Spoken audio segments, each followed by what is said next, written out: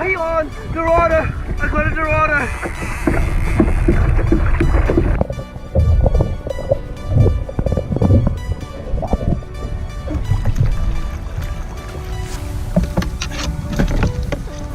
Woohoo! Can't believe it!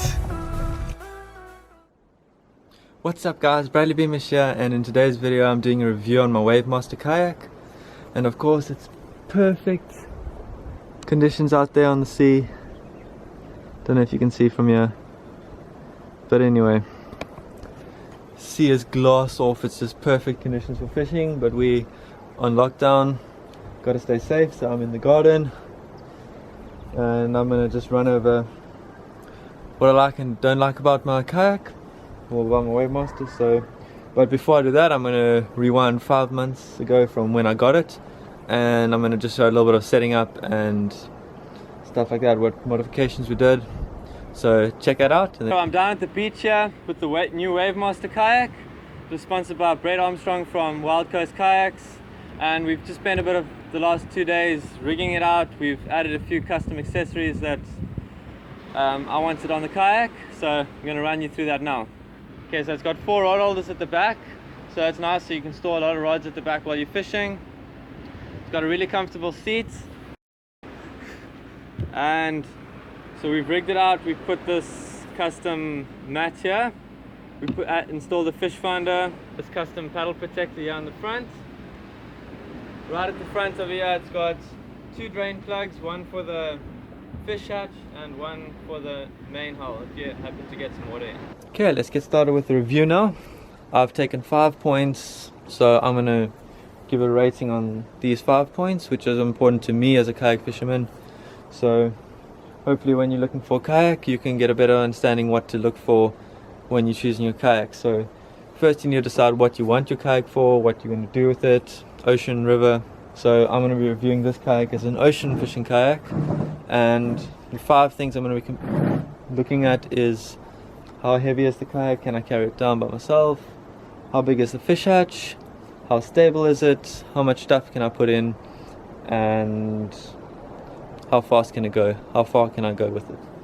Can I paddle 20 k's in a day, can I paddle 50 k's, so that for me is important. But for most people, they just want to go out and catch a little bit of reef fish, so maybe that's not important to you. First I'm going to look at the fish hatch. That's really nice on this kayak. It's got a really big hatch lid, which is nice if you're going for game fish, and even if you want to keep a few reef fish, you can actually fit them through the hatch. This has got a rod straps here on the side that holds your rods off the bottom of the hatch, which is really nice. Hatch goes almost all the way to the front. These are 5.5 foot rods, and there's a little bit of space there. We could probably fit a 6 foot if you bent the tip a little bit and then slid it back, because the hatch does go back a little bit. I've got 2 bungees inside the hatch to strap my cooler bag and other things so they don't slide to the front when I'm surf launching. So for hatch size, it's got a seal around there, and of course the material hinge. This is very important when you're surf launching. That actually blocks a lot of water from going through past the seal, because a lot of pressure goes through the front when you launch into the waves. So this actually not only is a hinge but also helps seal when you're launching through big surf, even small surf. So obviously we've got, and that seal I've taken through quite a bit of surf, and sometimes gets a little bit of water in depending on how long I'm in the surf for, but if I just go through quickly, then it doesn't get too much water in. So very impressed with the sealing of the hatch. It's got 2 straps that strap it down, one here, and these pull it, so you just thread it through, lock it down, one there and one here of course. So I really like the hatch. 8 out of 10 because of the size of the kayak. You can't get a bigger hatch than what it's got. So, but if you compare it with the bigger kayaks, this doesn't have a huge hatch, but it definitely fits 2 rods in easily, a cooler bag and a few fish. You can put a lot of weight in this hatch and the kayak will still handle really well. So hatch be 8 out of 10. Really nice. For me it's perfect. So, but for some people they like to take a lot of stuff. It might not all fit in there, but for me kayak fishing is all about packing light, enjoying the nature. Don't want to take your whole house with you when you go fishing. So hatch done. That's really nice for me. Another awesome thing about this kayak is the lightness of it. I think it weighs probably around 20 kgs, maybe even a little bit less. So that's really nice. I can carry it down to the beach by myself. I just put my hands in the thing, put on my back, and I can carry it all the way down to the beach, quite a long way, with all my stuff in. So that's a really nice feature for me. So the kayak's really light, only need one person to carry it down, so that helps a lot as I fish a lot alone. So very light kayak, got a really decent hatch for the size, a lot of storage space. The back hatch here is not giant. I've got my battery box, I can fit a few things in there, not too much stuff. I usually just put my tackle bag, my battery and my phone and a couple sinkers usually.